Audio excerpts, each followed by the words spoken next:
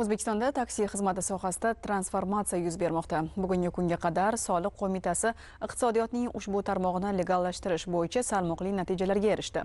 Joriy yildan boshlab ushbu sohada o'zini o'zi band qilgan fuqarolar uchun yana bir qator qulayliklar yaratilmoqda. Bu haqda muxbirimiz so'z yuritadi.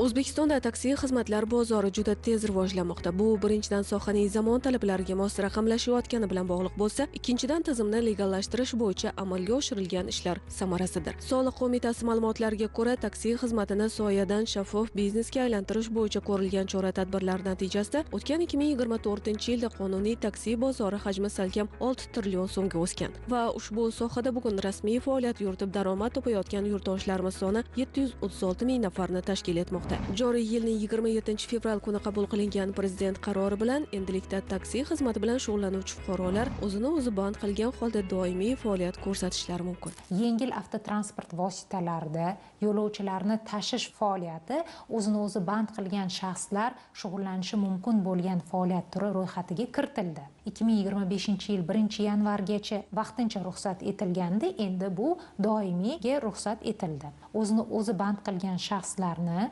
soliq davri kalendar yil va shu yil davomida mehnat faoliyati natijasida olingan 100 million so'mgacha bo'lgan daromadlari soliqqa tortilmaydi. Bunda yil tugashi bilan yangi yil boshidan daromadlar qaytadan hisoblanadi. Shuningdek, taksi faoliyati bilan band bo'lganlarga sodda va qulay bo'lishi uchun daromadlari 100 million so'mdan oshganda soliqni ular uchun soliq agentlari bo'lgan taksi agregatori to'lov manbaida avtomatik hisoblashi va byudjetga o'tkazilishi yuzasidan takliflar ishlab chiqilgan. Mazkur takliflar qabul qilingan taqdirda ushbu tartib asosida soliqqa tortish tizimi joriy etilishi to'g'risida ma'lum qilamiz. Shuningdek, taksichilar endilikda avtomobillarga taksi belgisini o'rnatish majburiyati va rang bo'yicha cheklovlardan ham ozod qilinadi. Ma'lumot uchun o'zini o'zi band qilgan shaxs sifatida ro'yxatdan o'tishni soliq mobil ilovasi orqali bepul amalga oshirishingiz mumkin.